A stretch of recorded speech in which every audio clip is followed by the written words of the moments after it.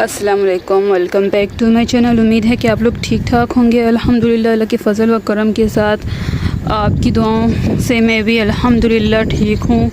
और आज oh my God, क्या वेट, ओह माय गॉड इसलिए कहना पड़ा क्योंकि जैसे ही ऊपर आई, कदम ऊपर रखा, जूता टेढ़ा हो गया। जो मुझे पहना हुआ था ना स्लीपर, रबड़ का होता है ना स्लीपर, तो वो ज़रा टेढ़ा हो गया। अच्छा हुआ कि सीढ़ियों पे नहीं हुआ, वरना हो जाता।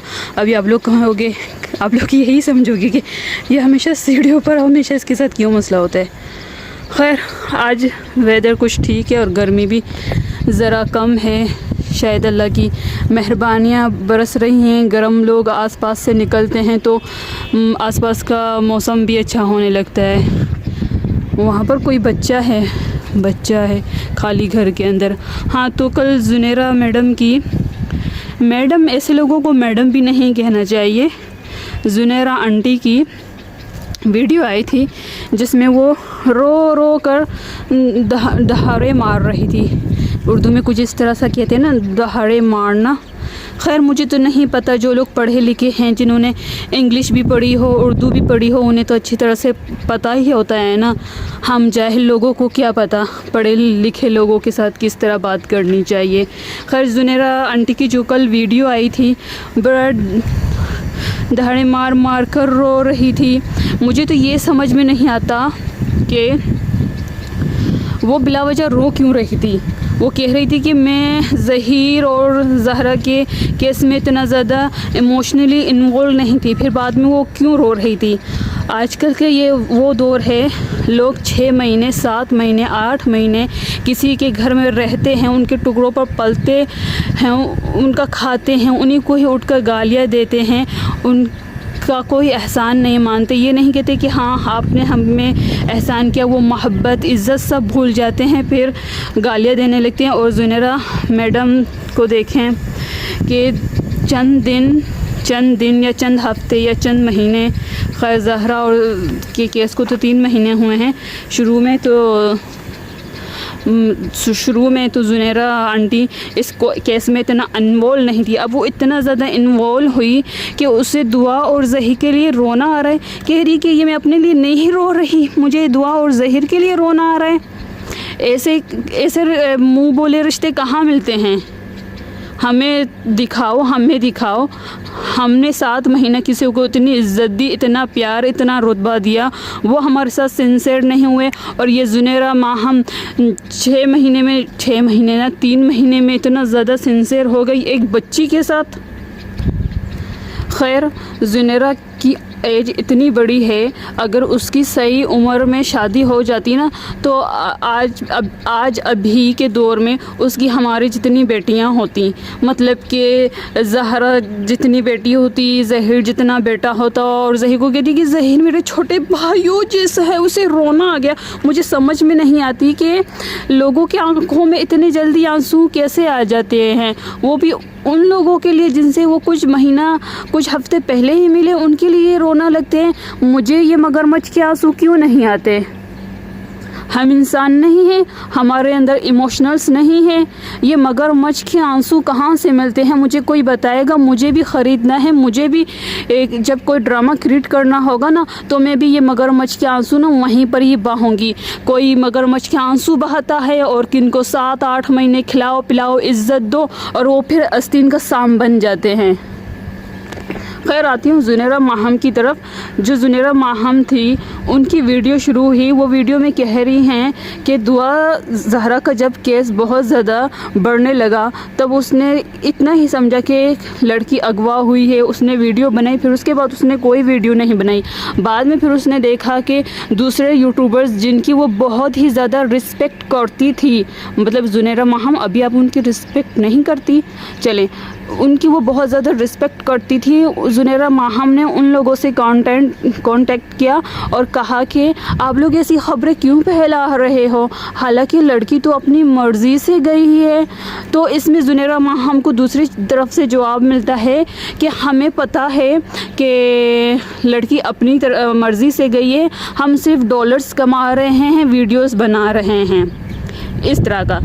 چلے اگر زنیرہ ماہم دوسری طرف سے جن کی آپ بہت زیادہ رسپیکٹ کرتی تھی، وہ آپ کے لیے بہت زیادہ رسپیکٹ کے قابل تھے، آپ نے ان سے کہا، انہوں نے آپ کی بات نہیں مانی، آپ کے پاس ثبوت تو ہوگا نا، آپ ایکٹریس ہیں، ماڈل ہیں، شوبز انڈسٹری سے آپ کا تعلق رکھتا ہے اور صحافی ہیں، تو جب آپ کسی سے بات کرتی ہیں تو آپ کال ریکارڈ کرتی ہیں نا، جیسے کہ آپ نے اس کی تھی شامی، یاسر شامی کی تھی، تو یہاں پر بھی تو آپ نے ان لوگوں کی کال ریکارڈ کی ہوگی نا، کوئی تو ثبوت ہوگا آپ کے پاس، آپ ثبوت دے جن لوگوں نے آپ سے یہ کہا کہ ہمیں پتہ ہے کہ لڑکی اپنی مرضی سے گئی ہے لیکن ہم ڈالرز کما رہے ہیں اور ویڈیوز بنا رہے ہیں۔ چلے وہ لوگ ڈالرز کما رہے تھے، آپ کیا کما رہی تھی؟ آپ روپیہ کما رہی تھی یا چونی کما رہی تھی؟ تو چلے یہ دیکھے کہوا، رنگت کالی ہے پر وفادار ضرور ہے، ہم اسے پانی ڈالتے ہیں، روزہ آ کر پیتا ہے یہ پانی۔ چاہے آپ جرنلسٹ ہوں، چاہے آپ ایکٹر ہوں، چاہے آپ ماڈل ہوں، چاہے میڈیا پرسن ہوں، وہ بھی طرح کیا ایکٹنگ کر رہا ہے، کیا ایکٹنگ کر کیا ایکٹنگ کر رہا ہے، کیا ایکٹنگ کر معذرت چاہتی ہوں کہ میں اپنی تکلیف کو نہیں روک پائی۔ ارے کو پیاس لگی، یہ پانی پینے ہے، ویٹ کرو، ہم آپ کو پانی پلاتے ہیں، ہمیں پتہ ہے ہم آپ کو پانی پلائیں گے نا، آپ وفادار نکلو گے، بے وفا نہیں نکلو گے، ویٹ کرے۔ اچھا، زنیرہ ماہم نے اس پہ ویڈیو بنائی ہے، زنیرہ ماہم کا دل اتنا نرم ہے کہ وہ اپنے جذبات کنٹرول نہیں کر سکی۔ اگر آپ اپنے جذبات کنٹرول نہیں کر سکی، مطلب کہ آپ نے کیمرہ کے سامنے رونا نہیں تھا، بس آپ کے جذبات ایسے تھے کہ آپ کو رونا آ گیا تو پھر بعد میں تو آپ وہ سین کاٹ سکتی تھی نا، آپ نے وہ سین، رونے والی سین رہنے کیوں دی؟ آپ اپنے جذبات کو مانا کہ کنٹرول نہ کر سکی، آپ ویڈیو بنا رہی تھی، ویڈیو کے دوران ہی آپ کے آنکھوں سے آنسو نکل آئے، آپ اپنے جذبات کو کنٹرول نہ کر سکی، آپ وہ سین کاٹ تو سکتی تھی نا، لیکن آپ نے سمپتی حاصل کرنے کے لیے وہ سین نہیں کاٹا، وہ سین ویڈیو میں رہنے ہی دیا، اور تھم نیل بھی رونے والے لگاتی ہے تاکہ لوگ آئیں اور اس ویڈیو کو زیادہ میں سے زیادہ دیکھیں۔ وہ جو ہے بشرا شکیل، وہ نا بالکل صحیح کہہ رہی تھی کہ یہ اس لیے نہیں رو رہی، دعا ظہیر کے لیے نہیں رو رہی کہ ان بیچاروں کے ساتھ ایسا ہو گیا ویسا ہو گیا، وہ تو اس کے بھائی جتنا ہے 16 سال کا ہے، بھائی کی عمر کا، اس کا چھوٹا بھائی بھی 16 کا ہے۔ بشرا شکیل نے بالکل صحیح کہا کہ وہ دعا زہرا یا ظہیر کے لیے نہیں رو رہی تھی، اگر وہ ان کا ساتھ دے بھی رہی تھی نا، صرف اور صرف پیسوں کے لیے دے رہی تھی، ڈالرز کے لیے دے رہی تھی۔ زنیرہ ماہم اس لیے رو رہی تھی کیونکہ اسے جیل نظر آ رہی تھی، اس سے یہ ابھی لگ رہا ہے، ہو بھی سکتا ہے کہ ایسا ہو کہ اسے سلاخیں نظر آ رہی تھی، وہ خود کو سلاخوں کے پیچھے کھڑا ہوتا پا رہی تھی، چکی پیستے ہوئے خود کو دیکھ رہی تھی، اس لیے وہ رو رہی تھی اور اپنے جذبات کو کنٹرول نہیں کر سکی۔ زنیرہ ماہم، اگر آپ مجھے سن رہی ہیں نا، خدا قسم آپ کمال کی ایکٹریس سے، بہت عمدہ آپ ایکٹنگ کرتی ہیں، بہت ہی عمدہ ایکٹنگ کرتی ہے، اگر میرے بس میں ہوتا نا تو میں آپ کو اکثر ایوارڈ سے نوازتی۔ دیکھو بیٹی ہے کسی اور کی، آگ لگ رہی ہے زنیرہ ماہم کو اور کہہ رہی ہے کہ اپنی بیٹی کے اوپر ظلم کر رہا ہے، وہ اس کا باپ ہے، اس کے اوپر ظلم کرے، کچھ بھی کرے، اب وہ ابھی تک اتنی بڑی نہیں ہوئے، وہ نابالغ ہے، اور مجھے ایسی گندی عورتوں کے اوپر نا حیرت ہوتی ہے، خود کو نہیں دیکھتی کہ خود بھی تو کسی کی بیٹی ہیں، کل کو ان لوگوں کو بھی تو بیٹیاں ہونی ہیں نا، خود کا بیک گراؤنڈ نہیں دیکھتی، دوسروں کی بیٹیوں کو آ کر گالیاں دیتی ہیں، بدوائیں دیتی ہیں۔ پہلے آپ لوگ اپنے گریبان میں جھانکے کہ آپ لوگ خود ہو کیا، آپ لوگوں کا بیک گراؤنڈ ہے کیا۔ اس کا مطلب یہ نہیں کہ آپ انڈسٹری سے تعلق رکھتی ہیں، کیمرہ کے سامنے آتی ہیں، لوگ، بہت سے لوگ آپ کو دیکھتے ہیں، تو آپ نے ڈراموں میں بھی کام کیا ہے، ایکٹنگ بھی کی ہے، سب کچھ کیا ہے، آپ کو لوگ پہچانتے ہیں، اس کا مطلب یہ نہیں کہ آپ کسی شریف گھرانے سے تعلق رکھتی ہیں، آتی ہیں کیمرہ کے سامنے آ کر 2 یا 3 شریفانے بولنے سے کوئی شریف نہیں ہو جاتا۔ اور ایک بات، حرام کمائی جو ہوتی ہے نا، وہ بہت زیادہ ہوتی ہے، اور حرام میں نا لذت بھی بہت زیادہ ہوتی ہے.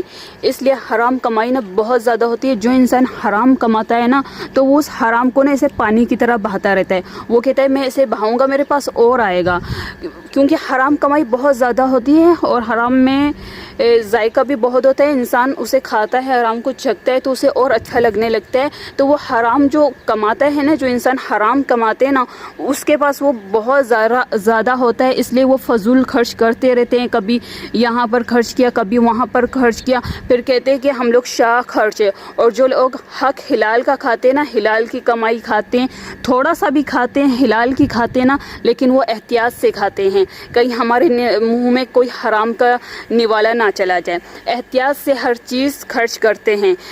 فضول خرچی کرنا بھی تو گناہ ہے. فضول خرچی کرنے کا بھی تو اللہ تعالیٰ حق حساب لے گا.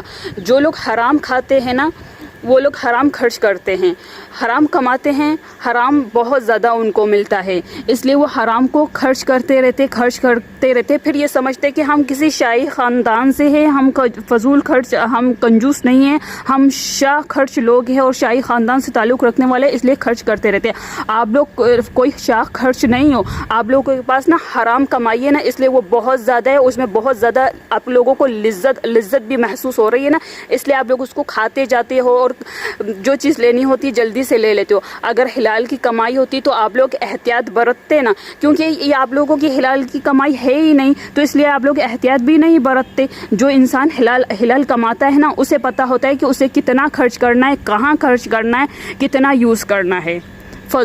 حلال کمائی جو انسان کھاتا ہے نا، اسے حقوق بھی پتہ ہوتے ہیں کہ ان پیسوں کو مجھے کہاں خرچ کرنا ہے، کس طرح خرچ کرنا ہے. وہ حرام نہیں کماتا، کیونکہ اسے اللہ کو جواب دینا ہوتا ہے، اس لیے وہ حرام نہیں کماتا، حلال کماتا ہے. وہ پھر احتیاطی برتتا ہے کہ کہیں اسے کوئی فضول خرچی نہ ہو جائے، جس کا حق حساب اللہ اس سے نہ لے کہ آپ نے یہ فضول خرچی یہاں پر کیوں کی، یہ خرچ آپ نے یہاں پر کیوں کیا. حرام جو کماتے ہیں انہیں کوئی فکر نہیں ہوتی ہے. حالانکہ انہیں حرام کمانے کی فکر نہیں ہوتی تو وہ دوسری چیزوں کی فکر کیوں کریں گے. ان کا کوئی ایمان نہیں ہوتا، ان کا کوئی دین نہیں ہوتا. یہ لوگ صرف نام کے مسلمان ہوتے ہیں. اللہ ساری چیزیں تو معاف کر لے گا. ہم لوگ بے نمازی ہیں، کبھی نماز پڑھتے ہیں، کبھی نہیں پڑھتے، لیکن ہو سکتا ہے کہ اللہ تعالیٰ معاف کر دے. ہو سکتا ہے ہم جتنے بھی گندے، جتنے بھی گنہگار بے نمازی ہیں، ادب والے، تمیز والے نہیں ہیں، پر ہو سکتا ہے، چانس تو ہے نا کہ اللہ تعالیٰ ہو سکتا ہے ہمیں معاف کر دے. لیکن اللہ تعالیٰ شرک کبھی بھی معاف نہیں کرتا. کان کھول کر سن لو تم سب لوگ.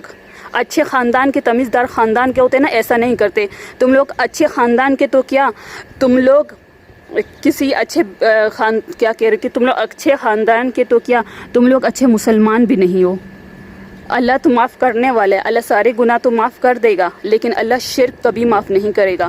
جو تم لوگ کر رہے ہو، اپنے گریبان میں جھانک کر دیکھو کہ کتنے گھر برباد کیے ہیں، کتنوں کی زندگی اجاڑی ہیں. کسی کے گھر کو آگ لگا کر خود کے لیے خوشیاں ڈھونڈنے چلے ہو، خوشی نہیں ملے گی. تم لوگ بھی کبھی آباد نہیں رہو گے، کبھی سکھی نہیں رہو گے. دوسروں کی بیٹیوں کو برا بلا کہتے ہو، دوسروں کی مری ہوئی ماؤں کو گالیاں دیتے ہو. تم لوگوں کی بھی مائیں ہیں، انہیں بھی گزرنا ہے، انہیں بھی دیکھنا ہے. 2 کمروں میں رہتے تھے نا، 2 ہی عورتیں تھیں تو 2 کمروں میں رہتے تھے. کسی کی ماں کی طرح نہیں کہ در کی ٹھوکریں کھاتے تھے. عزت کا رہتے تھے، عزت سے نوالا کھاتے تھے. حلال کا ایک نوالا بھی کھاتے تھے نا. بائی دا وے ایک نوالا کبھی بھی نہیں کھایا، الحمدللہ.